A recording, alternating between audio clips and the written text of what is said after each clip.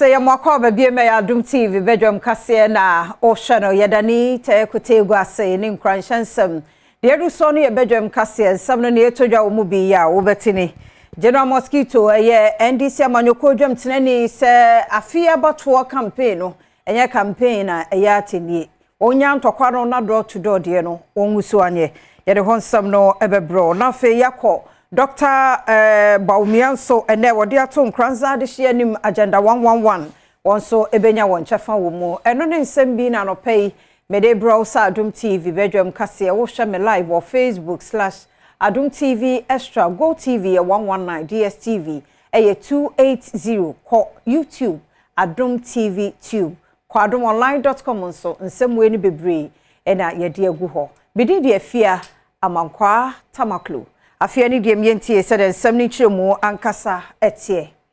NDC amanyoko no dwam tenani Johnson ase edu nketia ene wodi ato achitafo ni nyina nim se campaign onya ntokwa da bi ene obi a nkoko na mombowura fie udru dan bia no abom na ne wo nkasa ka NDC ho nsem ekirewo na party no enya ntokwa sem so beko akoko ese we NDC for ena omo ho de party ntoma omo enya no ne de pelipa emi ebeto aba eboa de ebetumi aboa no se yebe wura fie mu ene nipa akasa na wo anya ntiase aba bekan ho me gidie se afiwe sade assembly man aba no ekọ enu minim se de tie bia aba to ya akasa ebai ya beto ya tu wie so a December 7 anumre enkra meti Africa no north ne se Pius Opoku wababeye new NDC parliamentary candidate Water no North Pius Opoku enso ede adesede to nananum ahemfo ene omanfo ewo ho nanim se wo mo ento aba no ema NDC amanyoko no December bosome no lese me ba be training 100 engineers 100 doctors for free one for engineers every papa one for engineers every Nigeria and ma say ye training engineers no ama ma free promo ya na se omutu abudon ye na ye sase ne ye dibia de na nye ya sika na aka promo no yati e de aboy ho bra afi de youth no mesrem ya mesrede na mesrem mo famimra enfie nai se enfie nai mantime amwa amaduma de ya make boss na mantime anya de a munyi fulo na mo fani ba afaja dai amra NPP amanyoko franka tuni ya mampani abadi akire Dr. Alhaji Mahmoud Baumia wodi ato nananum atena nkonwa ene adehye won kranza animo se agenda 111 wonso ebenya wonfa ewo omanhene ya won kranza na nakwa mebafo ene de nsemi tu dwabra Vice President ekone naso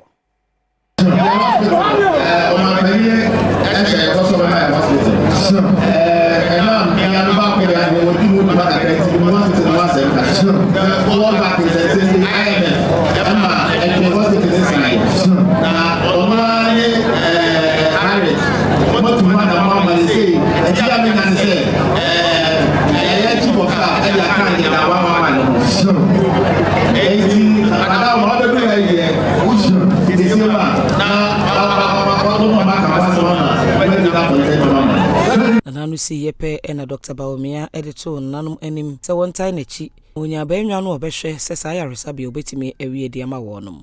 Before the end of the week ubeti asem about agenda 111 yani to agenda 111 hospital no it is going to be an agenda 111 hospital the way the approval will come for it. We are working on approval on agenda 111 for the hospital. Adom TV Badwam kase na oguso ehwe na ye de mo concern foforo mo speaker Alban Sumana Kingsford Babin na enei Mashebedwa akonya nan bi ewo ho a won mu gina ankrankre denso na wo mo ewo party bi mu ene wonde eba Mashebedwa fie ne santi na Tamale South wo Mashebedwa ni Haruna Idrusu ayere se asem we no de ewo se ene ye yi wo no mo efiri ho ye declare ne vacant na no mu no na speaker ehwe ni mu se yemma no defo mienu ode ho anu ye ebeba. What I believe is that do unto others as you want others to do unto you. And when you plant evil, you reap evil. And so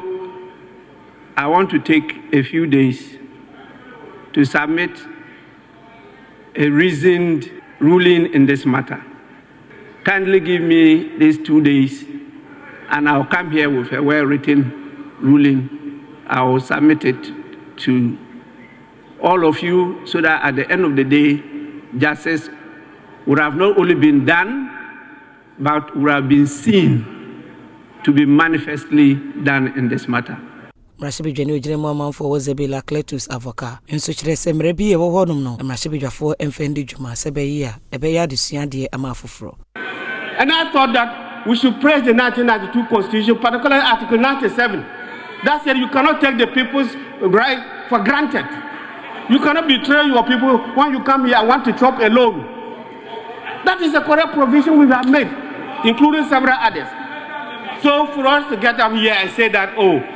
in 2020 it was correct, but in 2024 now it is not correct. That's a double standard. Titania Odalige and Constitutional Affairs are no a Nimedu entry or the San Semi Tuja. The MPP as a party petitioned the Speaker of Parliament then that Honorable Andrew Amakwa-Siama had been removed as from the party because he had crossed carpet to the other side. And the MPP referred to its constitution, and this is what Speaker Mike Okwe was referring to. Now what's handsome we mo no enipa ba ko a wokan mrashobedwafo 9 a ye kasa wo mu seat no yenyi emfiri won ase no ya Memphis Central mrashobedwani owura Peter ya okwache aka na wono de osi huhu bi anye ne hu bebi ogina na ogina pese no kware na ededi.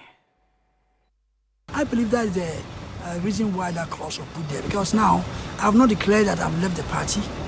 I'm only declaring my intention that in the next parliament, I want to be an independent. And so if somebody is also an NDC or MPP now, and he wants to go independent, he's not saying that he's leaving MPP. He's saying that in the next parliament, he doesn't want to go with MPP again. I believe that's how I understand it. So you are ready for the consequences if the seat is declared? Oh, of course. If you take any action, there should be a reaction. So you must be ready for it. Okay. What is it? Because if you say you are going independent and the speaker rules that your seat is vacant, what can you do? You cannot challenge the law because there has been precedent already. I know there has been precedent, but sometimes in court, judges make mistakes. So it depends on the speaker. It was so na Institution of Engineering and Technology Ghana. Ehunu se eye bamboo ana se your friend say which eye ade bia ye benya mfaso ewo so pa ewo adansie emu eye pampro eye ade ehu hia pa wa adansie mu nti owura Henry Kwadwo Boaten enene wode eto edwa se wo se ye maye ni ekoho ye nhwe ni yipa ne so mfaso ewo ni titiri wa adansie mu Adom TV kase eto aso yi say ye ahwe eye senka ye bodero say ye be use materials ewo oman need sun so and I see green building a building emission between say no see anka ye nanso say nya ho nimdie na nya ekwan ye fa so ye say ye fa so use no ansa na it's not authority to betu ansa na yetimi use bamboo so wankasa onim be yadwene say no na na gbabru patawo wutumi say timi wo emo atimi we iti afie bia se gbabru pata say yi ni na na asan ahyehya foforo say dua bia emo so etimi kum ti say ne manyina na say ye hwe na oman mu embra ene dwumaku a embra mo ho kwan na omo kire ekwan a yemfa so enye ne ma bi no omo de betutwa na omo kire yen say be ya ne kwanten so enti na ye say ajubro bamboo no ho nimdie no a ye de reinforcement no ehun hwehwemu no ne kire no yenya standard authority for any engineering council omo hwehwem bi no mo de betu dwa kwan a ebefa so use no say the person e dey see dan e concrete a na omo de abetu dwa yet was so kanes wafo na wo hwe agenda so otiko afisa jaba na wo hwe ni mo den ne men nyina say affirmative action bill a ye giatumo ne mra no ebe ye adwuma ntem so na ne wasa oba bia be bia wo so ogina bia nso ye hunu wode nsemi to dwa wo Media Foundation for West Africa empowerment program won ye won cry a change agent, a vehicle, ebe develop Ghana, so that even the way I niema say oba doing differently from Obama. And say about sanitation, say about education, say about galam, say anything. Ube who say Emma voices no ebe mu more ebe timi ama your development asasa. So bringing in more women no a developmental change. Na Ghana here sa sakraye no. So that yenina ya join cultural practices, traditional practices, negative a holding ma back or back when you say or kwe juma back and a problem. All those things. Mrashobejeni owo Ketu South, Jifa Gomashi, and so edin sem say tuja. Yehwe se emra no be ma ntiase abama state institutions, public space ni nyina any womu a dwunema oman no impuntu no omo ya na omo behu se ye beja baabi ama ema efa na ya nkasa so ema no so yenya courage any emra etaye nchi se ye betimi aye ABC and D.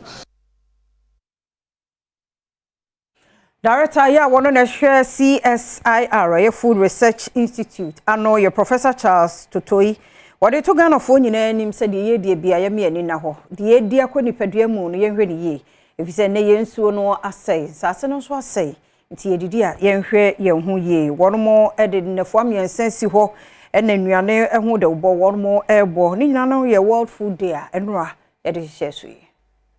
ye say no consumer say obia e man ni da ne ho so eno na awareness na ye create no se aduane bia obedi akomu no hwe se ye aduane pa enye aduane a ye basa se uko krom ne sibia anuane a ukoto apropra ento no twe hu firi hu wo hwe na anuane na wo de wanya no enye papa eni wo hwe ne se enye aduane pa wa wugidi se aduane we media hwe be ha me a eni efi se ya na ye hwe ye ho so ewo ye aduane e bedi ho ni ye aduane e bedi no enkofa yare ye mre yen entre e ka se ma waduane ne nya wayi wadro nyesa no a wo be live na fe adro na be aduane ye mpenesa entra ye create awareness ne say aduane bi e be koye mu no ye mu ye ni na ho exhibition we ne ye ni 3 days ne na man dance ronko ne say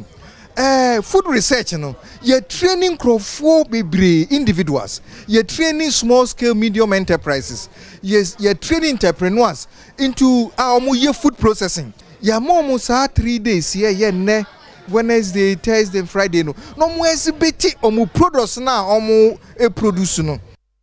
Mami nyina no so na Adom TV Badwam kase no aha na brema kwan na no pe ye de asi ye da se emre ne adaje a wode ma yenti ne mom ani de mestre so obekoso ma fide na da enyi free ha fi se ye kwaba na de bonkrata no ene online de aka yensa no ye de asomo ye kwaba sisi a enyi free ha